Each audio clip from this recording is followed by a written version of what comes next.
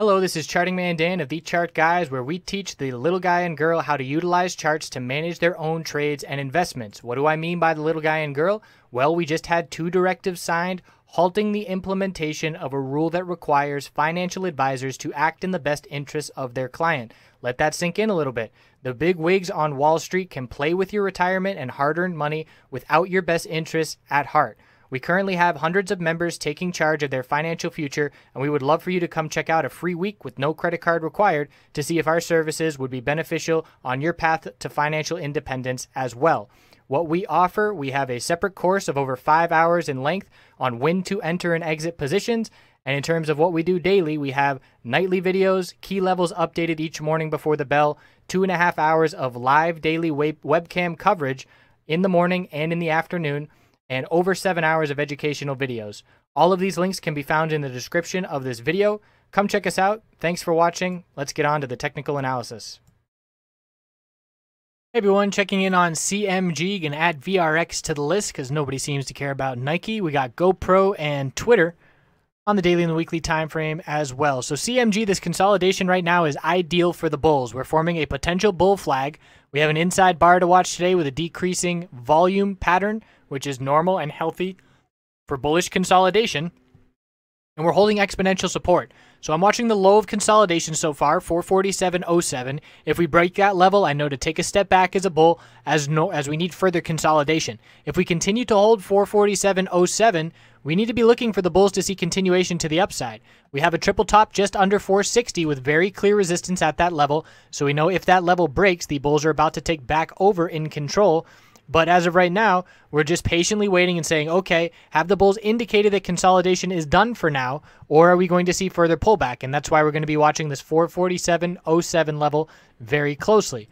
The weekly time frame is a bearish reversal candlestick forming. That's another reason I would be a little bit more cautious and hesitant and wait to see, okay, are we going to confirm this bearish reversal candlestick on the weekly and see some more prolonged consolidation on the daily time frame, or are we going to hold the upper Bollinger Band on the weekly, negate this bearish candlestick, and see continuation? So it's a big what-if game here that we're patiently waiting on.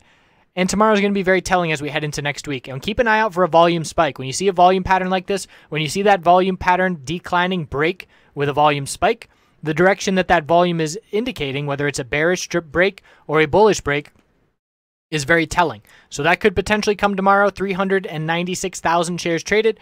Or actually, it was 485,000 shares traded. So if we see more than 500,000 shares traded tomorrow, we will be looking at a potential break in terms of this consolidation type pattern that we've been seeing the past couple of days.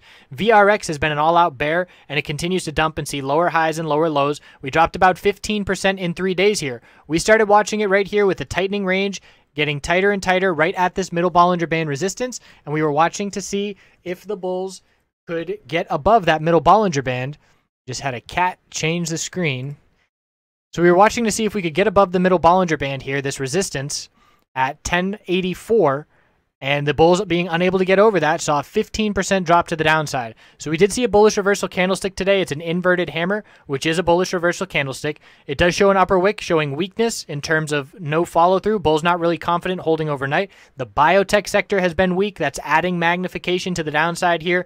And we've got 947 and 949 as lows of support the past 2 days. So we will be keeping an eye out for a short-term bounce. If looking for a bearish entry in VRX, you want to ideally wait for a little bit of upside and let the RSI levels cool off. We are oversold on the daily time frame. So I'd be looking for a short-term bounce for a potential bearish entry, and if making a bearish entry, we would know to exit if the middle Bollinger Band were to become support for the first time in 6 weeks. The weekly time frame just shows continuation to the downside. RSI has been oversold pretty much the last year on VRX, and we have rejected from the middle Bollinger Band here. Exponential resistance, just an all-out big-time bear. And in terms of looking for support in these levels, we have to zoom back like 6 years. So right now we're just watching that 947 level and keeping an eye out for a short-term bounce to allow for another bearish entry opportunity. GoPro keeps seeing some rejections from resistance, 646, or I should say 864 and 866, and we did get to a higher high today, but the pattern the past couple of days, we keep seeing upper wicks of profit taking. So the middle Bollinger Band support is now going to be right at about 834, and if we lose that middle Bollinger Band, we're going to be looking down at 822 and 816. So that middle Bollinger Band is a key support to be keeping an eye on tomorrow.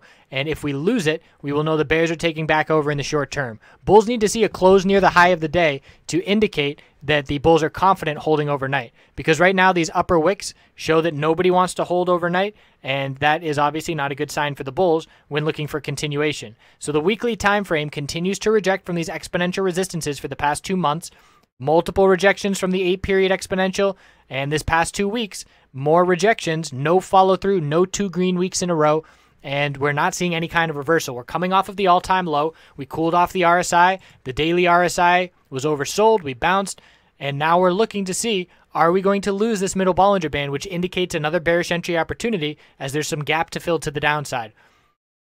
And last, we've got Twitter. Twitter has just been a bear, and ever since I added it to this list, it's just rejected time and time again. There's really been nothing that shows the bulls are seeing some upside. So we were watching here, same thing as VRX, looking for the bulls to get over the middle Bollinger Band to signal some short-term upside. It never happened, and we just dumped down. We do have a support now of 1432.